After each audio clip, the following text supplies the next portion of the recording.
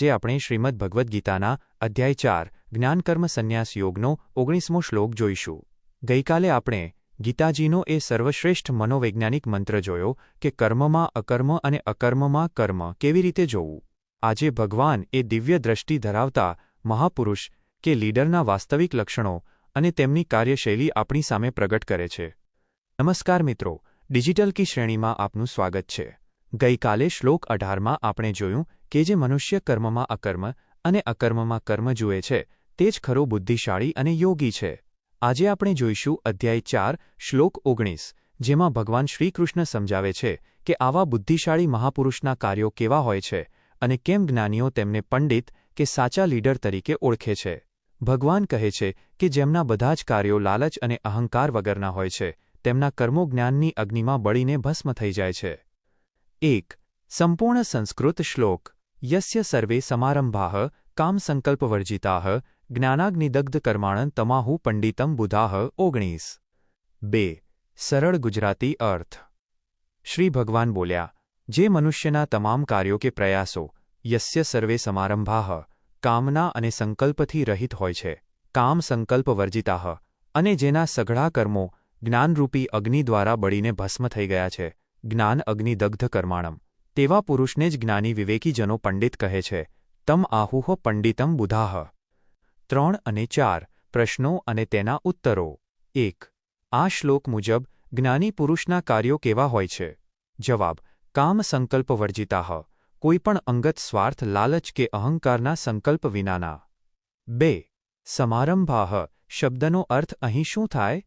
જવાબ: આપણે જીવનમાં જે પણ નવા કાર્યો, પ્રોજેક્ટ્સ, ઉદ્યોગો કે પુરુષાર્થ શરૂ કરીએ તે બધું જ. 3.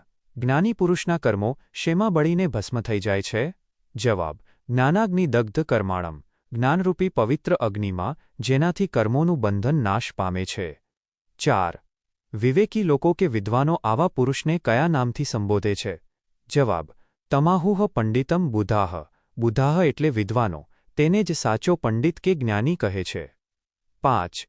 કામ અને સંકલ્પનો વ્યાવહારિક અર્થ આ શ્લોકમાં શો છે? જવાબ: કામ એટલે પોતાની લાલચ કે વાસના અને સંકલ્પ એટલે હું આ કામ આ જ ફળ મેળવવા માટે કરું છું અને હું જ આનો કરતા છું એવો અહંકાર. 6. શું જ્ઞાનરૂપી અગ્નિમાં કર્મો બળવાનો અર્થ એ છે કે કામ થતું બંધ થઈ જાય? જવાબ: ના, કામ તો બહુ ઉત્તમ રીતે થાય છે, પણ તેની પાછળ રહેલો સ્વાર્થ બળી જાય છે, જેથી તે કર્મનું કોઈ નકારાત્મક બંધન, વાસના બાકી નથી રહેતું. 7. દગ્ધ શબ્દનો અર્થ સંસ્કૃતમાં શો થાય? જવાબ: બળી ગયેલું, શેકાઈ ગયેલું કે ભસ્મ થયેલું. જેમ શેકેલો અનાજનો દાણો ફરી ઉગતો નથી, તેમ જ્ઞાનથી શેકાયેલું કર્મ નવો ભ્રમ પેદા કરતું નથી. 8. આ શ્લોક મુજબ સાચો પંડિત કોણ છે? જવાબ: જે માત્ર પુસ્તકિયું જ્ઞાન ધરાવે છે તે નહીં, પણ જેનું આચરણ સ્વાર્થ અને અહંકારથી મુક્ત છે તે જ સાચો પંડિત છે. 9. આ શ્લોક આપણને કઈ શૈલીથી કાર્ય કરવાની પ્રેરણા આપે છે? જવાબ: તે આપણને નિરહંકારી અને કર્તવ્યનિષ્ઠ બનીને પ્રોફેશનલ કાર્ય કરવાની કળા શીખવે છે. 10. આ શ્લોક કયા અધ્યાયનો છે? જવાબ: 4થા અધ્યાયનો 19મો શ્લોક. 5. જીવનનો ઉદ્દેશ. 1. સ્વાર્થ અને લાલચમુક્ત project management, executing tasks without selfish desires. ભગવાન કામ સંકલ્પ વર્જિતાઃનો અદ્ભુત સિદ્ધાંત આપે છે.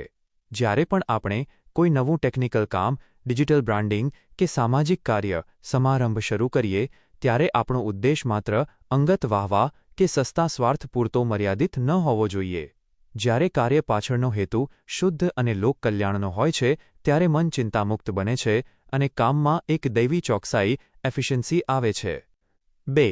જ્ઞાનની અગ્નિથી ભૂલો અને અહંકારને ભસ્મ કરવા. Purifying actions through the fire of knowledge. જેમ કોઈ કંટ્રોલ પેનલમાં કે વાયરિંગ સર્કિટમાં આવતા ફોલ્ટને યોગ્ય ટેકનિકલ જ્ઞાનથી તુરંત દૂર, ભસ્મ કરવામાં આવે છે, તેમ જીવનમાં જ્ઞાનાગ્નિનો અર્થ એ છે કે જ્યારે પણ આપણી અંદર અહંકાર કે આ બધું મેં જ કર્યું છે અથવા ક્રોધ આવે ત્યારે તુરંત વિવેકબુદ્ધિની અગ્નિ જગાડીને તેને શાંત કરી દેવો. પોતાના વિચારોને જ્ઞાનથી શુદ્ધ રાખવા એ જ પ્રગતિની સાચી ડિજિટલ કી છે. 3. સાચા પંડિત એટલે કે કુશળ એક્સપર્ટ બનવું. Striving for true wisdom and professional mastery. સમાજમાં સાચો એક્સપર્ટ કે પંડિત એ જ છે જેનું જ્ઞાન તેના વ્યવહારમાં દેખાય છે. જીવનનો સર્વોચ્ચ ઉદ્દેશ વાતો કરવાને બદલે આપણા કાર્યક્ષેત્રમાં એટલા પરિપક્વ બનવાનો છે કે આપણી બુદ્ધિ ક્યારેય લાલચો સામે નમે નહીં. જ્યારે તમે અનાસક્ત થઈને 100% ફોકસ સાથે જવાબદારીઓ નિભાવો છો ત્યારે તમે સંસારમાં રહીને પણ મુક્ત અને પરમ શાંતિનો અનુભવ કરો છો. આ જ ગીતાનો અસલી સનાતન સંદેશ છે. નિષ્કર્ષ ટૂંકમાં 1. જે વ્યક્તિના તમામ પુરુષાર્થો અને કાર્યો અંગત, લાલચ, સ્વાર્થ અને હું જ કરતા છું એવા અહંકારથી મુક્ત હોય છે તે જ સાચો જ્ઞાની છે. 2. જ્ઞાનરૂપી પવિત્ર અગ્નિમાં તેના કર્મોના બંધનો આપોઆપ ભસ્મ થઈ જાય છે જેથી તે ક્યારેય ચિંતા કે તણાવમાં નથી આવતો. 3. પુસ્તકો ગોખવા કરતાં પોતાના મનને અહંકારમુક્ત રાખીને કર્તવ્ય પથ પર અડગ રહેવું એ જ સાચી પંડિતતા છે. આવતીકાલના શ્લોકની પૂર્વભૂમિકા. આવતીકાલે આપણે જોઈશું અધ્યાય 4 શ્લોક 20 ત્યક્ત્વા કર્મફલાસંગમ નિત્ય તૃપ્તો નિરાશ્રયઃ, જેમાં ભગવાન આ જ્ઞાની પુરુષની આંતરિક સ્થિતિનું વધુ ઊંડું વર્ણન કરશે કે જે મનુષ્ય કર્મ અને તેના ફળની આસક્તિનો ત્યાગ કરીને સદા પોતાની અંદર જ સંતુષ્ટ નિત્ય તૃપ્ત રહે છે અને બહારના કોઈ આશ્રય પર નિર્ભર નથી રહેતો. તે બહારથી બધાય કાર્યોમાં પ્રવૃત્ત હોવા છતાં વાસ્તવમાં કંઈ જ નથી કરતો. આ નિત્ય તૃપ્ત રહેવાની દૈવી કળાને સમજવા માટે જોડાયેલા રહો. આવતીકાલે ફરી મળીશું રાત્રે 8 વાગ્યે. જય શ્રી કૃષ્ણ.